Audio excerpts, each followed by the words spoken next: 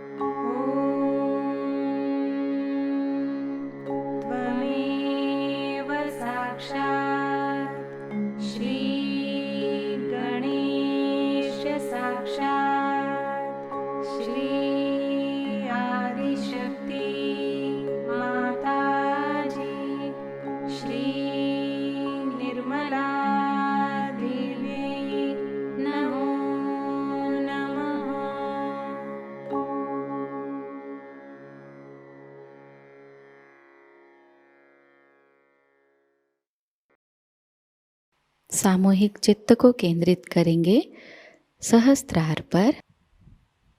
परम पूज्य श्री माताजी कृपावंत होकर हमें निर्विचार अवस्था प्रदान कीजिए।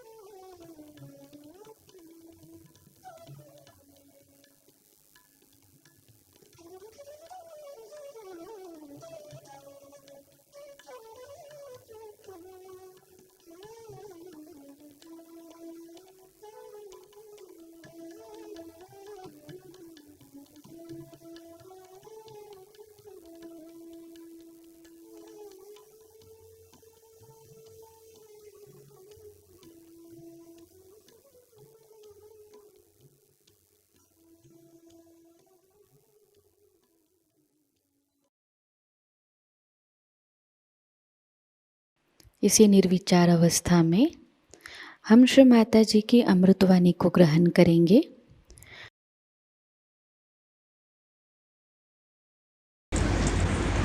I'm very happy that so many people have been able to come down. It's really a joyous moment to see so many people from Melbourne are here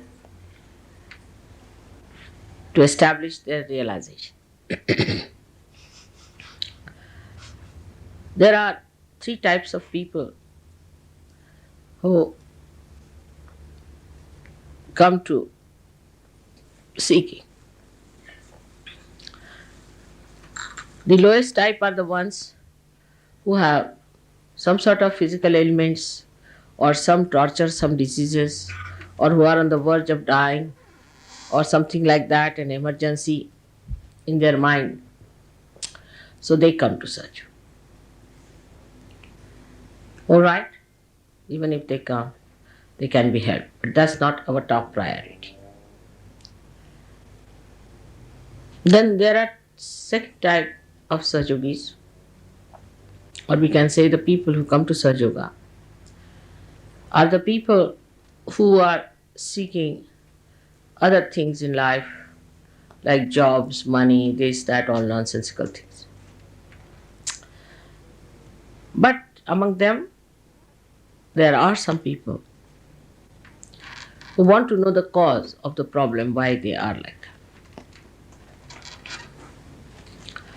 The third type are the people who can be divided into two. One, the type that seeks balance, dharma, righteousness, because they find in the world people are so horrible, so mischievous, so dangerous, so restless. They get worried about all the worldly turmoils that are on. They get shocked. And then they want to find a solution. Why have I come on this earth? This is one type, as we call Bahirmukhis. The ones whose attention is outside, but in a very subtler way, in a very divine way. The second ones in the same category are the ones who are seekers, who have been seeking in ages. They have been seeking in many lives. They have been seekers of truth. They have been on hills and dales, Himalayas, everywhere, have done everything else and now born again here to be able to find out the truth.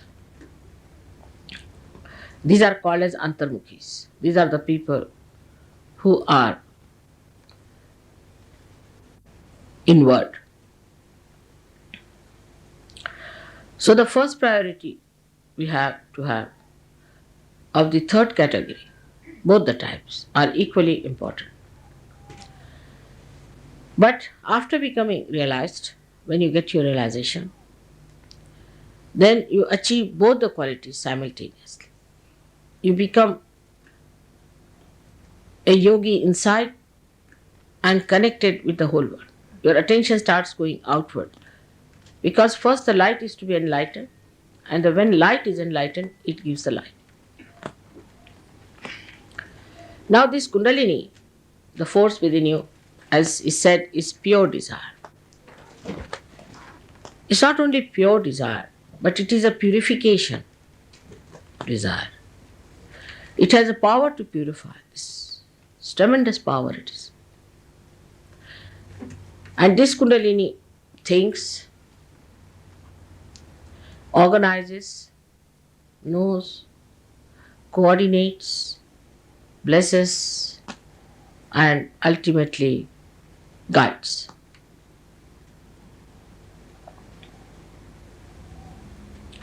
So to go beyond the cause, we must understand that this Kundalini is the pure form.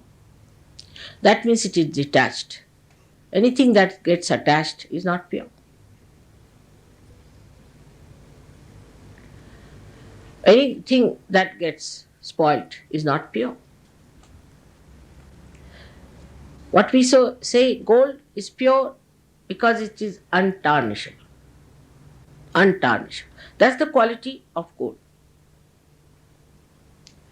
So it is immaculate. It cannot be ruined, spoiled by anything except that there could be khanda, as they call it, could be broken in between and thus weak. So now something that has a purifying quality, like a purifying agent, say take a simple thing like soap. So the soap, wherever you apply, will clean. Kundalini, wherever it will go, it will clean, it will nourish. This is one quality that we must understand, that it is not tarnishable, it cannot be spoiled. it cannot be ruined. Moreover, it cleanses, it nourishes. But because it thinks, it knows how to nourish you up to what point, how to go, how far to go, or it stops. But thinking is not vocal, it doesn't say anything. But when it goes around these chakras, it makes a sound. And these sounds are made because the movement of Kundalini through these chakras creates a non percussion sound pass through these, creating sounds, and these sounds are then jotted down or heard by great saints and used in the phonetic language of Sanskrit.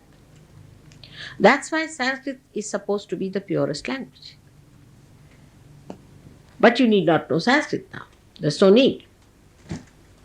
Because the deities know that you don't know the Sanskrit language. Now, this purifying fire within you, or the purifying force within you, or the power within you, goes and first of all enlightens our attention, which is in this part. As you see the green part, this is the attention. But the movement of attention then starts moving in all directions. Now, when your attention is enlightened, what we call, you become collectively conscious. But still, how do you go beyond cause and effect is the point. Now, this Kundalini being pure, no cause can be attached to it. No cause whatsoever. So, if you can enter into the Kundalini on the principle of it, no cause can get attached to it. That's how you go beyond cause and effect. But how do you enter into the Kundalini? That's the main point. Main problem is, how do we enter into the Kundalini? Supposing you are paying attention to me and I say pay attention to yourself, you cannot. Even if Kundalini rises, your attention is attracted inside, still you cannot pay attention inside. So how do you pay attention inside? Is through this enlightened attention. This attention, which is enlightened, has a power to take your attention inside to the Kundalini. And that's how you enter into the realm which is detached. That's like fortress. Nobody can enter in there. So when you are in thoughtless awareness, when you are not thinking, you are in your fortress, nobody can jump at you, nobody can trouble you, all the causes drop out. That is why it is necessary first to practice to be in that thoughtless awareness through the practice of Sahajayoga to begin with. So that you learn how to enter into that state, how to enter into that state. But first and foremost thing is that your Kundalini must be awakened, then it must be allowed to move properly. You must cooperate, you must know how to do it and raise it so that you keep it at least, if not above, at least in the brain. But best thing is, if it comes out, then you have no tensions, no worries, because everything that you have passes into your attention. Attention touches the Kundalini because you are a realized soul and leaves it in the force of the Kundalini, in the current of Kundalini, and this current takes away everything that is out. And that's how you are cleared. This is a very, very simple way of explaining how you go beyond cause and effect. And this is what happens. But for that, it is necessary that you must learn how to enter into your Kundalini, how to keep your attention enlightened. Now it's very easy. Your attention gets involved into anything through your thoughts. Because when your consciousness entered into you, being the prismatic plane, like a prism, your attention has gone out. Now to keep this attention detached, you have to make it a pure attention. To begin with, you must try to put attention inside to be a witness. Try to be a witness. But how? How will you know that you are a witness? You have to be in thoughtless awareness. When you are in thoughtless awareness, then what happens? That you are detached. You are seeing everything. There are many people who talk about thoughtless awareness. You'll be surprised. I have heard some gurus, they might have, I don't know, because I went to America a long time back and they must have recorded it or whatever it is. They talk of it. But there isn't anything way of doing it. Kundalini is the only way you can go into thoughtless awareness. Your attention can go. So, these people are also using words of Sahajayoga. I have seen that. It has no meaning because they cannot reach the Kundalini. But that makes no difference because now you have become your own guru and you find out for yourself. So, throw away all these fake gurus away from you. The problems, the barriers, the worst of all in Sahajayoga comes from people who have been to other gurus. It's a headache, I tell you, for you and for us. First of all, that you should realize that whatever you have been doing with other gurus has been all false and fake is difficult because you are so conditioned. I must tell you very frankly. So the growth doesn't take place because you have to become the guru. You cannot depend on anybody as guru, but you have to become the guru. I can only guide you as a mother. I can only tell you what it is. I can only take your kundalini there, but it is you who has to become. Like I would say, I can cook for you, but you have to eat and you have to enjoy the taste of it. I can't enjoy for you. So then you have to give up those things which you have been following, which are wrong. There may be some guru who might have been a good guru, but I don't think anybody has come on the western side. I haven't known of anyone who has come on the western side because I sent one fellow, he ran away in 3 days from New York. He wouldn't settle down there. He ran up to the Himalayas and he said, I don't want to come, mother, don't send me anywhere. He couldn't bear the people. He didn't have the patience. So, though they did not crucify him, but still he ran away. You see. He said, whatever you may say, mother, I cannot face these people, are terrible. They are just dollars, nothing yet but moving dollars. All right. So with this kind of barrier, it's very difficult to convince people. Still they'll go on fighting. This my guru says so, my guru. So then you go to your guru. It's the best way we take it. Because how can we go on convincing? You also get a headache. You see, if you take some horrible guru's name, you get a headache. Really, you get catch.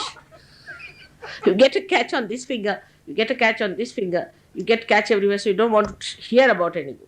Even discussing these gurus, you feel terrible. It's so disgusting. Whether they're fake, horrible money makers, you don't know when you see them. You don't know whether to laugh or to cry. This is the situation. So, best is to find for yourself. If you are willing to give up the gurus, then only trouble the Sahajogis. You see, they get fed up with it. They don't want to fight that. Now, even if you want to give up, they won't give you up because they have possessed you. They are like leeches. So, you still have catches of the guru. This is the worst catch that we have so far seen. Now, in the beginning, of course, they had patience, but now I think they have exhausted the patience. So when yesterday I told them there were lots of people in Melbourne, I think a lot of people will come to Sahajayoga. But they asked me one question, but how many from other gurus, God alone knows? Because it's a big headache. So I would request you to put your guru on somewhere else and come here and see that you become the guru to understand that another fellow. And then when they discover about the guru, they go on saying that chap, that guy. And all kinds of things they say about him. But before that, they'll fight for that guru. So that is one thing you must understand, that don't play into the hands of these people. Because I paid for it, mother. I paid 6,000 pounds. All right, so what? Must you have more of that? Because they suffer, they have epilepsies, they have all kinds of problems. We have had people of gurus who had epilepsies. Horrible, this is TM people. Having epilepsies, I've cured so many of them. I openly say that. Some doctor is Dr. Frenick. He's publishing article about it. Nobody listens. There's a competition going on like a horse racing. Oh, have you been to TM? No, it's expensive. All right, I'll try that. There's a sale on. Guru shopping sale. So there's a competition setting. Have you been to that sale? Have you been to that sale? It's like that. So you must know it's frivolous. It's cheapish. It's useless. Come to the brass tacks, as the Americans say. Come to reality and see for yourself that these are all fake things. This is not the way you can raise the Kundalini. The greatest criteria, of course, is money, but another one is that whatever they tell you, you can do it yourself. Why do you need a guru for that? Like somebody said, my guru gave me a name. I mean, anybody can give you a name. You can give yourself a name, whatever you want. Why do you need a guru for that? Or he gave me these clothes, or he gave me this mala, or he made me jump, or he made me take out the clothes, or somebody, you see, another fellow is giving me drugs. Third person allows me to do that. I mean, as if these gurus allow you, you think that God will allow you also. He allows us to have mass sex. So he's a very good guru because he allows us. Why don't you go to some other places where you can do it without taking an allowance and payment to the guru? But the guru is waiting in the hell and you will be there soon. This is fact. So don't go after such horrible gurus who teach you all wrong things. Now what is it? Is that we, as soon as we get our realization, we also realize about ourselves that this part of ours is lost, that part of ours is lost. This is not there.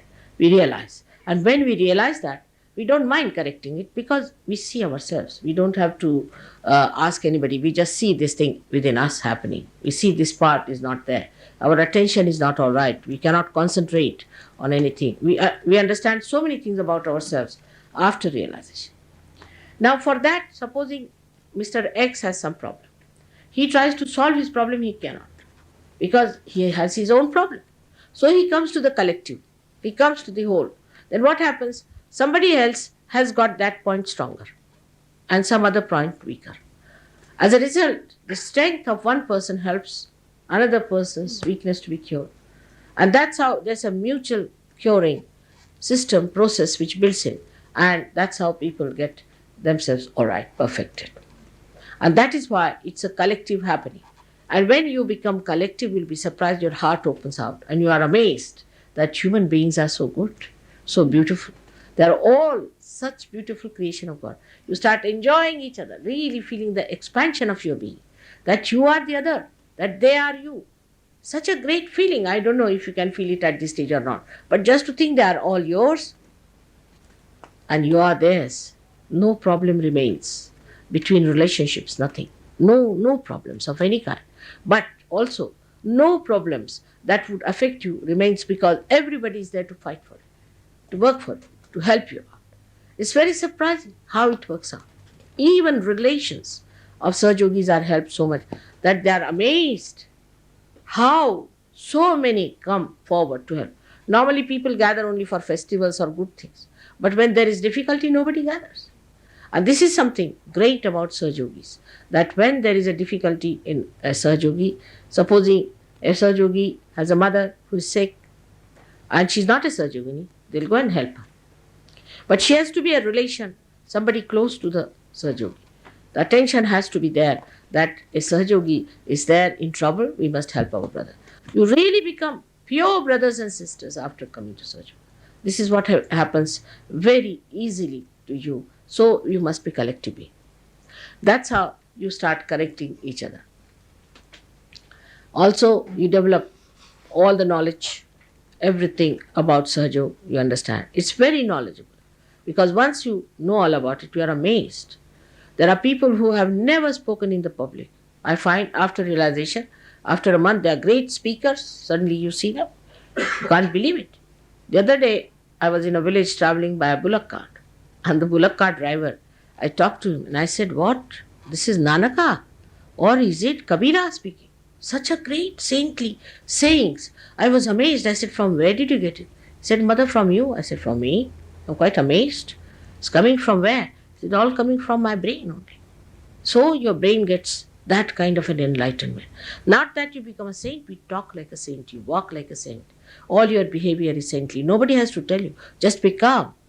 The whole countenance, the temperament, the stateliness, all comes to you once for all. It's beautiful. Sacrifice doesn't become a sacrifice anymore. It's joy. Sacrifice means a joyous thing. That you should be able to sacrifice.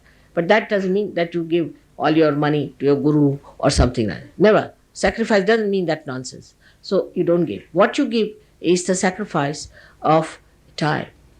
You have to sacrifice so-called time that is so important to you. Like these days, people have watches. In modern times, people have watches. They must see watch. They must know about time. Saving time, saving time, saving time for what? For spending in your meditation, spending in doing God's work. It is for that. People are unemployed for doing God's work. Simple as that. If you get unemployed, you do God's work and you get employment as well as you do God's work. In London, England is, full of unemployment, but not a single Sahaja yogi is unemployed, and he's also doing God's work. And God's work is nothing to be done much, but to be one with God is the point. If you are one with God, well, then the work is done by God. Now, what is it doing? This is doing nothing. It's just in between, but it is doing a work. If it is not there, you may not hear me. So in a way, it is doing the work, but it is not doing it. It is a hollow thing. That's how you become a hollow personality and you start working for God. It's so enjoyable. Life is so enjoyable. Life is for you, for enjoyment and not for becoming miserable or unhappy. But you become, first of all, you have to become that.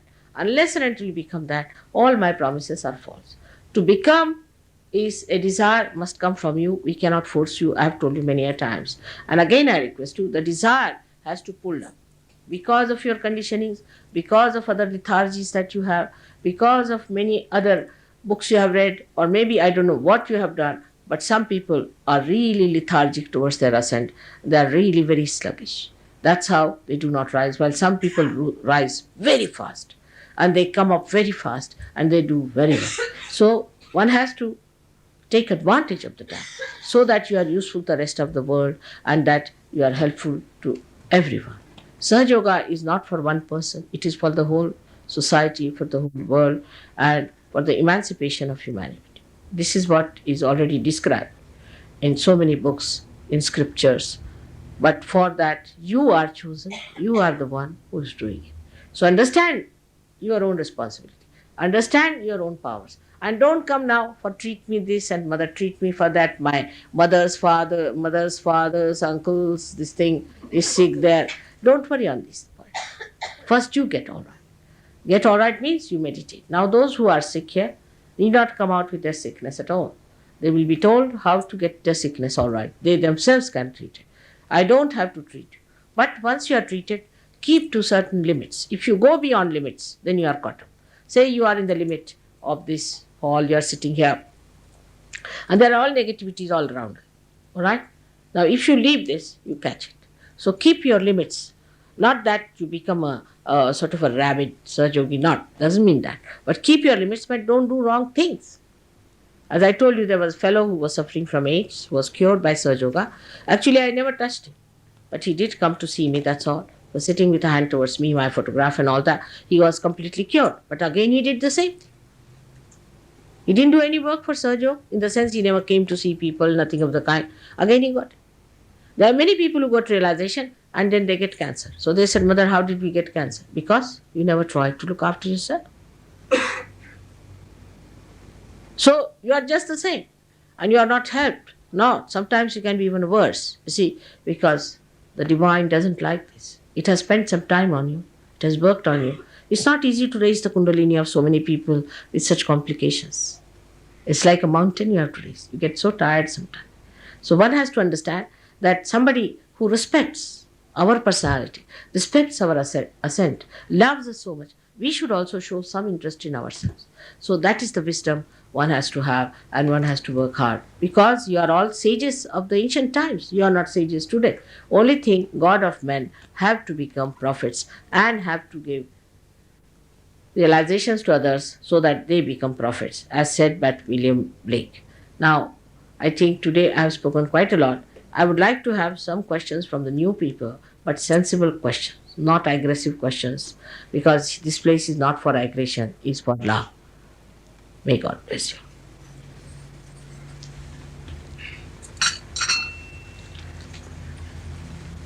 Any questions?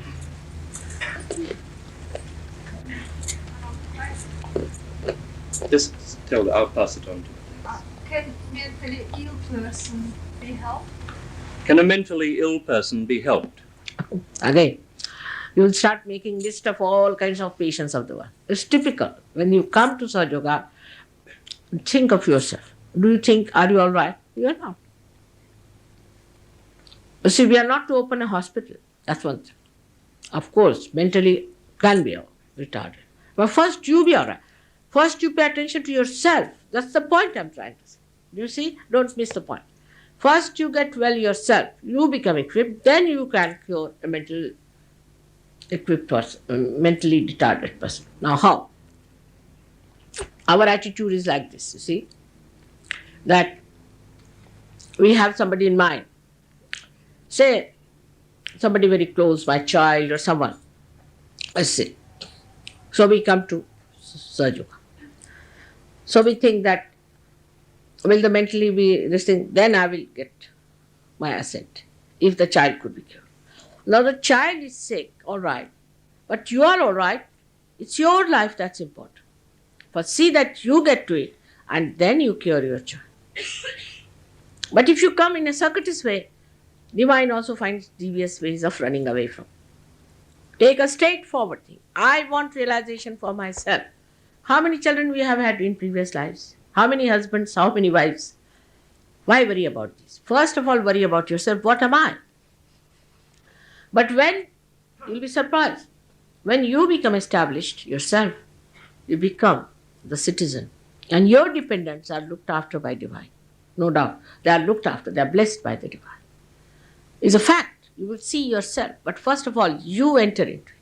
So don't worry about all kinds of problems and things. I tell you, 99% diseases can be cured. 99%. But that's not important. Just now you should be all right. You should be the light. All right? Yes. Well, I'll ask a personal question about myself, not you. I have a nerve pinched on the right hand side of the skull. No, sorry. Yeah, that's the right hand side. Going down my neck, right through the arm, and it's blocking the nervous impulses to the hand. Therefore, it is making the hand tremor. Can this be cured? Yes, it can be. All right. Done? It can be. But you have to come here to know how to get yourself cured. As you go to a doctor, you come here, and whatever they say you do it, it can be cured. It has been cured, it will be cured. So you just don't have to worry. It can be done. But it does not mean that you come for that. Your Kundalini has to be raised, and then the Kundalini will do it. So you come here as you go to any doctor. Now the trouble is, when they go to a doctor, they pay so much money. I'm just telling a general, not for you, but in general. They'll have to wait outside for 3 hours, they'll wait there, pay the doctor. But here, if they have to wait even for 5 minutes, they start shouting. You see, you have no right that you should ask for the blessings. But it is the grace of God that it is going to bless you, all right? So come with a humble mind that you should be cured, and it can be easily cured. What else? Can anyone be realised without knowing about Kundalini? Can anyone be realized without knowing about Kundalini? About mentally, need not know much. It can be realized, of course, you can be. But then you have to tell them what it is. This thing is better to do that way. But there will be very few who will accept such a situation because they want to know about everything. But they need not know all that. You can little bit say, tell them that there is a way of getting realization. And then it's like this, that when you come to me, you want to have the lights, I'll say, all right, go. There's a switch you put on. And you put on the switch, you get the lights without telling about it. But you would like to know how this light is done. And then that helps you to create other lights. That's why it is important to know about Kundalini. I can do it without telling you anything about Kundalini. I can raise your Kundalini. But you would not know anything about it. And you would not know what it is. It has happened with many who were born realized. They did not know they were realized souls. And they got lost. Like I would say, greatest example, Leonardo da Vinci. Leonardo da Vinci was a realized soul. And he got lost because he didn't know he was a realized soul. He was a higher personality than others. He got lost. So many got lost like that. Excuse me, if your Kundalini was arisen and you were that, how could you be lost? I mean, you have it, so how could you be lost? How can you be lost if the Kundalini has been awakened? No, it is. Because, you see, it is, you are not yet fully developed, matured person. When you are in an immature state, it does happen. Kundalini is, when it rises, you'll be surprised. In some people, it is just a wee bit, just like a hair, just comes up a little because it's so difficult. You see, the passage is so blocked, so a little bit comes up. This is what it is. It is a complete realization takes place only when you are nirvikalpa samadhi. That's a higher state. So in the beginning, it's just a little wee bit opens up, and 1% people do get lost. They do, because they have egos, they have super egos, all kinds of things. They do get lost. So be careful. Whatever is the fact. Can we all become fully realized in this life? I wish everybody could, but how many would be there? See, in Melbourne, how many people there are? But how many come to the program? And how many come here? Now, in this lifetime. Can it be done in this life? Of course, can be done. But without their knowledge, to give them realization is not possible. They have to know it, that they are in for realization. They have to ask for it. You cannot mesmerize. You have to tell them, this is, I am going to give you realization. This you have to tell them. You have to take their permission. You cannot just do without their permission. But he's saying, can we achieve it? Once we get the hair's breadth, can it be something that we could... Oh, I see. You are saying about... Yes, of course. That's what I'm saying. Doesn't matter, hair's breadth. In some people it is hair's breadth, in some people it's quite a lot. It can. Everybody can achieve it, no doubt. That's what I'm saying. But in the beginning, sometimes it can be very small and then people lose it. See now, yesterday, at least 200 people got realization. At least 200. Out of which about 100 are here. So you can imagine how they get lost, you see. You see, they want some sort of a circus, some sort of a nonsense before them. They're used to that. No? They got realization, no doubt they got it. But no, they didn't come. Now, what is it? I was at the other night and I got realization that when I was born and my mother, I was born a clairvoyant. What? He was born a clairvoyant. He said he felt his realization the other night. I don't really want to be a clairvoyant. He doesn't want to be a clairvoyant. What's the future?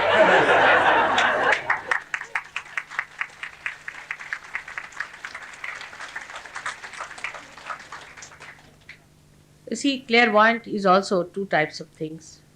You see, there's one who could be a realized soul, born realized soul. He's not clairvoyant, but such a person can heal. Such a person knows more than others know, can be more creative, maybe more successful. So many things are there with a person who is a born realized, as I told you. Many were like that. But, or could be the other way, that those who are born and trying to be something artificially, then these spirits come in and they make them clairvoyant. So forget it, whatever has happened. There's no need to have any clairvoyance anymore. You become the owner of that power, which you know how to maneuver, what it is, how it comes, how it works, everything. So you become a knowledgeable person, an expert. Actually, I was the same. I had the same ability. As soon as Mother worked on this chakra, I lost that thing. It happened within days, if not That's a hours. very... Oh, it's true. If the person gets a realization, does it affect his karma and reincarnation? Oh. Now, when the Kundalini rises above the Agya Chakra, as I told you, it sucks your ego and superego. So by this, it sucks in your karmas. It sucks in your kusamskaras. It sucks in your so-called sins. So there is no one. See, for an animal, there is nothing like karma. Say, a lion has to eat a cow. It eats. It has to eat. It doesn't feel it has committed some sin. Have you seen any dog feeling that he's committed some sins? Or sulking? Maybe a dog, because he lives with human beings, so might.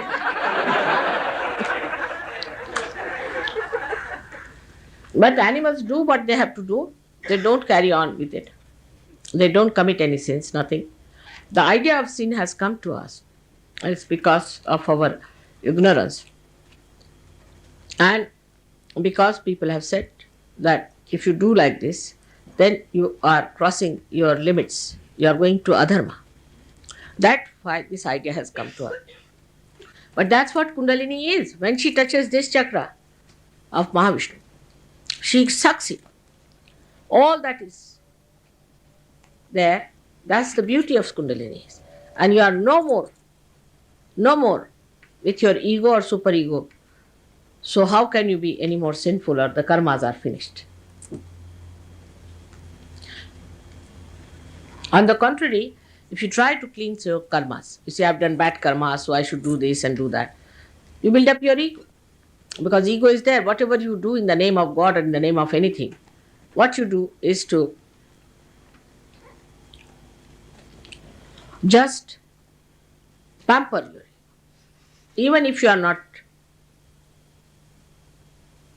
aware of it, it is there. Those people who do missionary work, you must go and see them how they live. They are extremely hot-tempered ladies, hot-tempered men.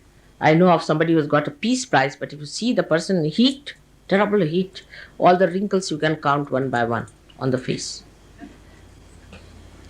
Because you think, you see, you are conscious that this is done by me.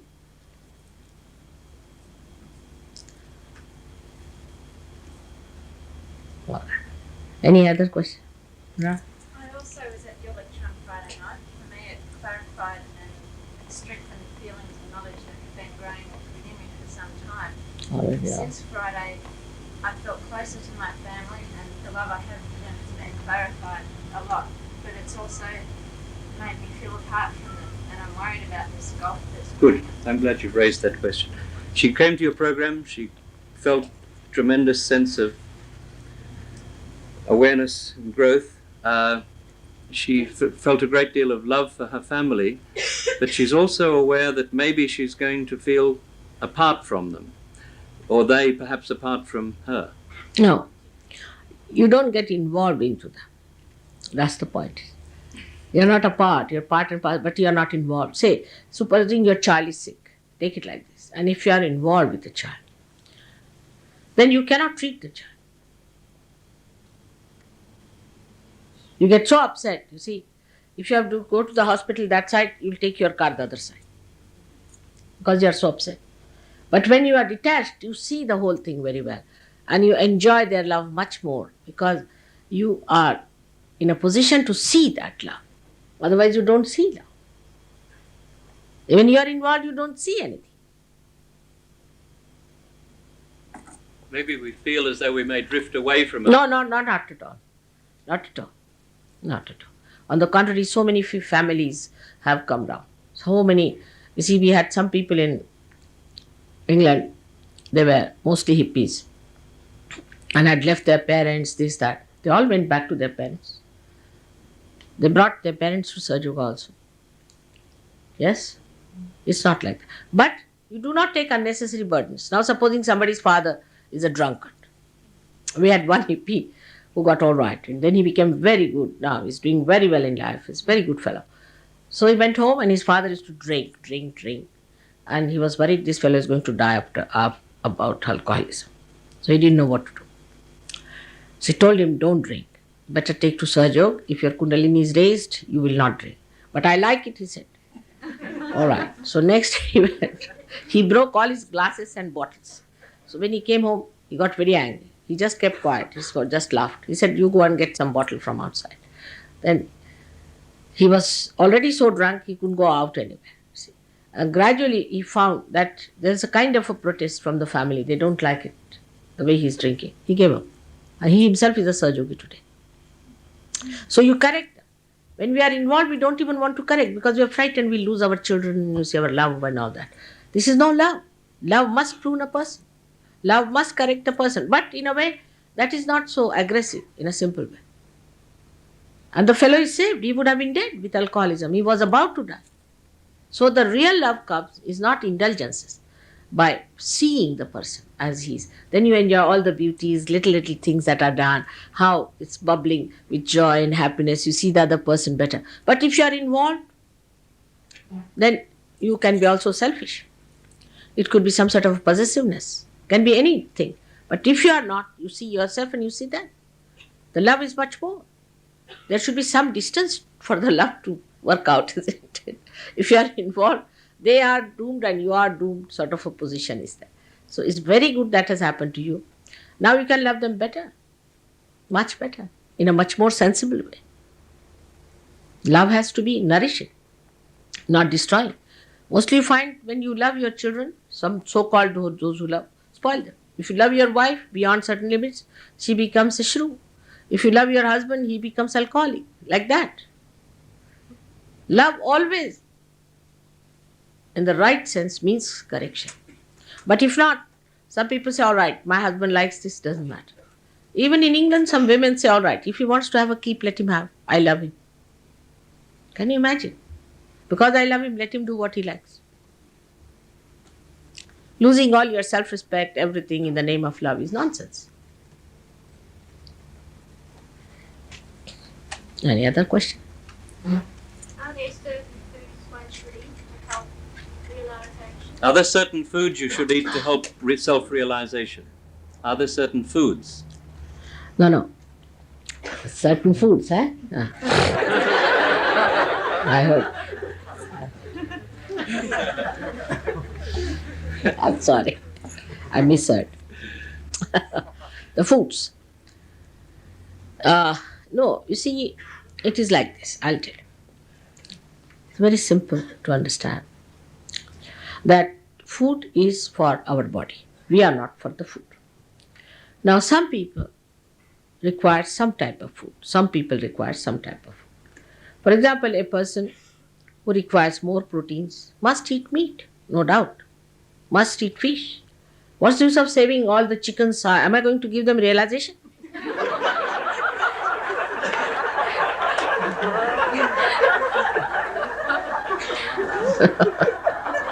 But do you know that in evolution, when you eat the chicken has a higher possibility.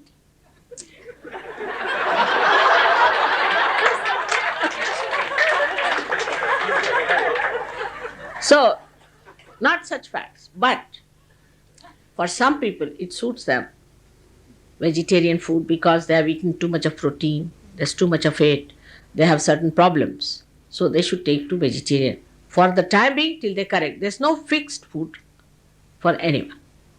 But for liver patients now, example, here now another fad is nobody should take sugar. Now for liver patients, that's the only solution. If you don't take sugar, you are going to go out absolutely very soon. So then you have to take sugar. For liver who are active, those whose liver is active, it is depend on what sort of a personality you are, what sort of a food will correct. Till you get a balanced personality, you have to balance yourself out. But there's no hard and fast rule about it. You can eat everything. But you don't eat the meat of a bigger animal, because the muscles of a bigger animal are bigger than our muscular system. Our, we can say, the microscopically, if you see your muscle system, your muscles are much smaller than that of, say, for a horse. But people like to eat horse, elephants, all those things. There is no need to eat all that, because then you will have, there will be no evolution for you, neither for them. So it's to not to eat, because that makes your muscles odd, funny. So that's why you have to eat something that is smaller than you. It's all right. No difference, but that doesn't also mean that I'm saying you must eat. May have to eat, may not have to eat. We have a community in India which is called Jains. Some of them have gone to such absurd limit that in vegetarianism, if I tell you, you will be shocked, that in a village, they collect all the bugs of the village and get a Brahmin, because Brahmin is never a Jain, he's a Hindu. So they put him in a hut, put all the bugs there. The bugs have to suck in the blood of that Brahmin. And they are rich people, Jains are. So when the bugs are all dropped out of the body, then they give money to the Brahmin. So they have saved so many bugs. That's what it is. So this is absurd. We don't go to any absurdities in Sahajayoga. We have to be extremely normal, simple, pleasant, loving people. इसी अवस्था में हम कुछ समय निशब्द ध्यान में बैठते हैं।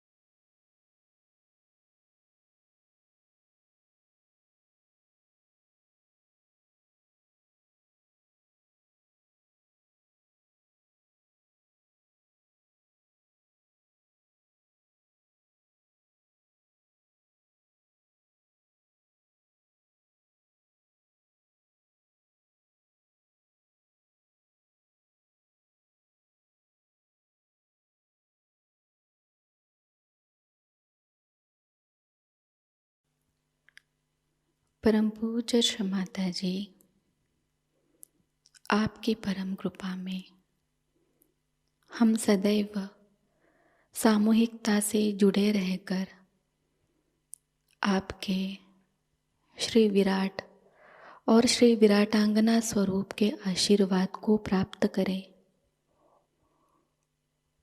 हम सदैव निरानंद अवस्था को प्राप्त करें।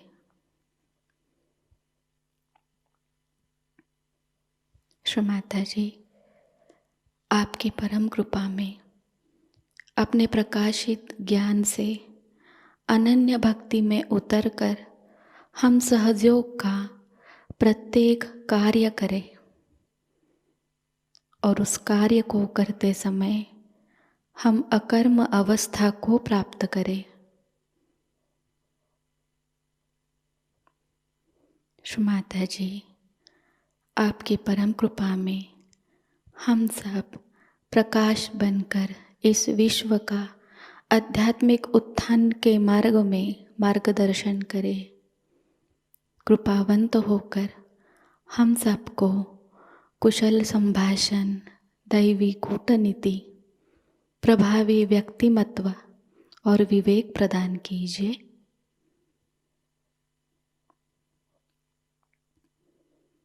श्री माताजी, आज का यह सामूहिक ध्यान हम आपके श्री चरणों पर समर्पित करते हैं।